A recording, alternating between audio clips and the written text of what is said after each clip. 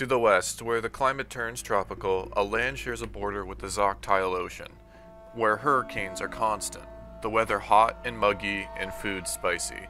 The people who come from here are renowned for their fierce intelligence. This is the land of the Sun Elves.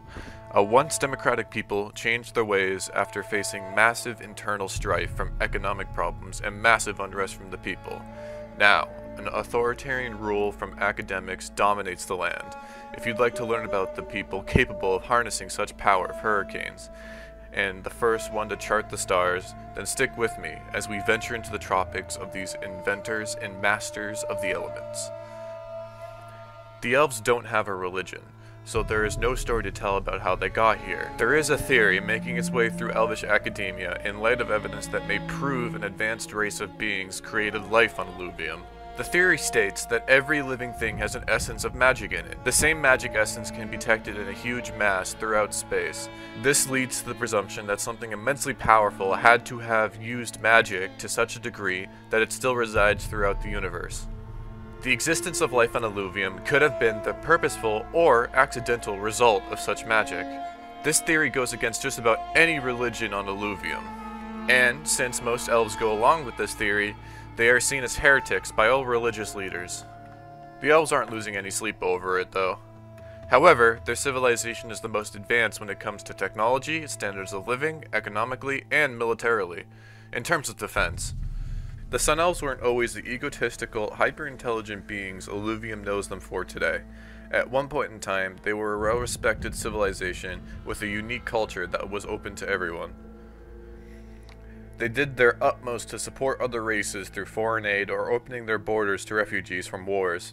When the kingdom of Ormar invaded the Ingolsfelian tribes to the south, the Sun Elves got involved, beating the Omarians on head-to-head battle but never wholly controlling the lands they occupied. Every time they occupied a town or a city, they would revolt, seeing the Sun Elves not as liberators, but as new occupiers. The Sun Elves tried everything they could to turn the war around, justifying it to their people as preventing a great evil, but it was a colossal miscalculation. It dragged on for longer than expected, as Sun Elves died at excessively high rates. They weren't even winning anymore.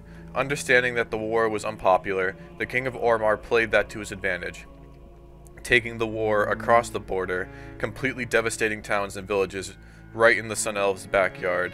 That was enough for the people, as they demanded a withdrawal from the conflict.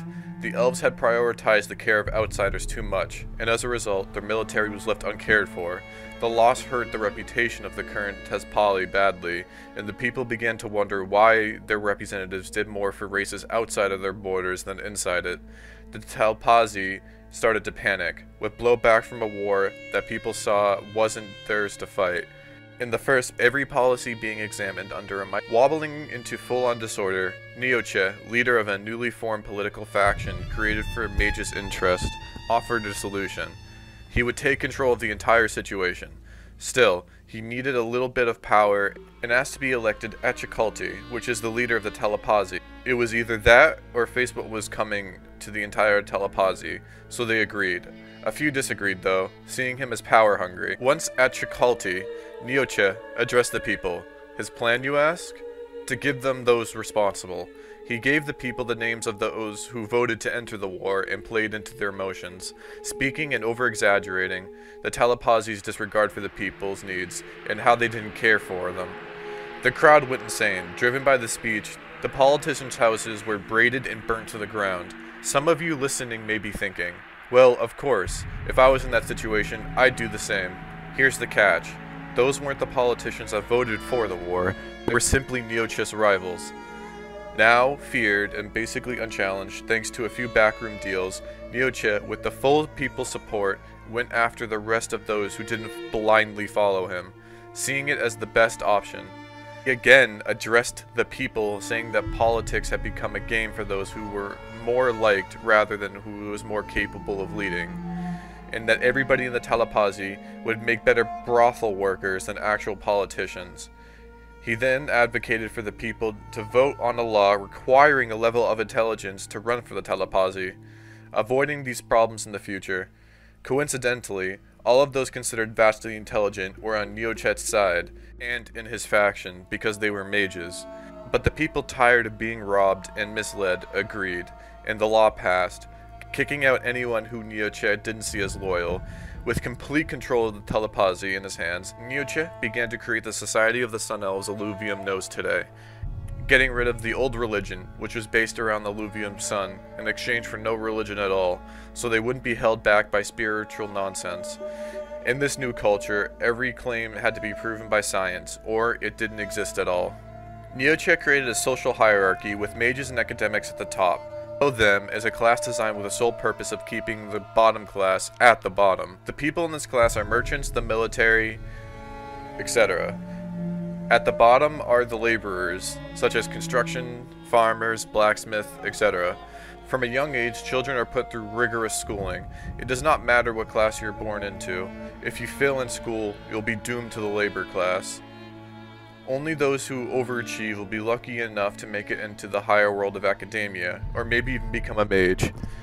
If you simply do an okay enough job, you'll be living a comfortable life in the middle class. Anyone in the labor class is not allowed to have children.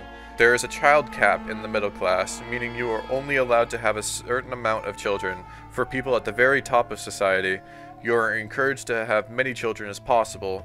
This is to create a smarter population, and it works about as well as you think it does. Whether you agree with their society or not, the Sun Elves have invented many incredible things since Nietzsche had taken power. With the reputation of the kingdom having incredible futuristic tech after his rise, the most famous of which is the Kalahili seawall that stretches along the shore. This wall is meant to harness the almost constant hurricane power and turn it into a type of energy for the elves, while protecting the coast from significant flooding. The wall can recharge the magic crystals, but only to a minimal extent. The elves would use them as a power source for magical trinkets, such as floating platforms, assistance in construction with moving heavy objects, making sea travel safe, and acting as a protective shield for cities that lives closer to the sea line. However, due to the new societal structure, uprisings are fairly common within the kingdom. Given enough time, they are usually put down, but no other kingdom takes advantage of this due to the tech advancement Nietzsche had prioritized. From the outside looking in, the kingdom seems completely stable and scary due to the better weapons and defenses. Due to these uprisings, Nietzsche had grown paranoid and began massive purges and brutally putting down any uprisings that occurred at all. This and the fact that the Sun Elves have fickle and frail skin, which under too much sunlight allows them to become very sick. This makes long-term invasion campaigns almost impossible. If the world knew about the constant uprisings, they'd be conquered instantly. To protect against this, they have poured everything into an all-out defense strategy, and only Sun Elves that have been permitted to leave the borders can. The Sun Elves, for the most part, stayed out of the human and shunned war. As I previously said, they see the quarrels of other races as unimportant and insignificant. The Nameless General did approach Nietzsche asking for assistance in the rebellion, and was almost turned away until he revealed he and his troops had come across a strange abandoned city with weird markings that were found throughout. When asked what the markings looked like, he drew a quick sketch and showed it to Nietzsche. Upon seeing the markings, Nietzsche begged to know the location of where he found the city. The Nameless General agreed to tell him, in exchange for support in the rebellion. Nietzsche begrudgingly accepted the terms and offered the most minimal support he could in supplies in recognition of the newly formed government. Once the rebellion was done, the general stuck to his word and gave Nietzsche the old abandoned city's location. It was located inside the human empire's borders in the middle of nowhere, far away from any town or village. Nietzsche was desperate to get there because he had seen the markings before inside the borders of Sun Elf lands. He wasn't sure what it was. Once there, they discovered a large pillar that was sticking out of the ground, blending into the mountainside. The scientists that came with him couldn't figure out what exactly it was. It seemed to be no different from the mountain, yet its material was extraordinarily stronger. They entered the pillar to see a stone-carved staircase leading deep into the ground. As they went deep into the earth, markings similar to the one the general showed them glowed a luminescent blue on the side of the walls along the staircase. Eventually, they entered a vast cavern. Once they stepped into it, the entire city lit up, as the same bluish color appeared along the street lines and inside homes. The cavern was 1,000 feet high and had the city the general was talking about inside it. No race on Illuvium, not even the dwarves, could build a city that was this large, let alone give it a source of power that could light the entire thing up without fire. Along the streets were these tall torches that didn't need to be lit. There were stone carriages that moved methodically by themselves in the road, that you could ride as it took you to different locations inside the stone city. The team spent months examining the city layout and everything it had to offer. They found massive 50-foot-high libraries that attended and cared for itself.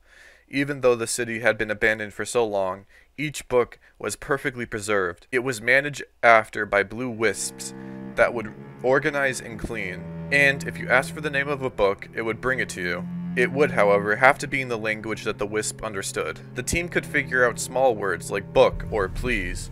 The language itself was incredibly complex, although the markings seemed relatively simple.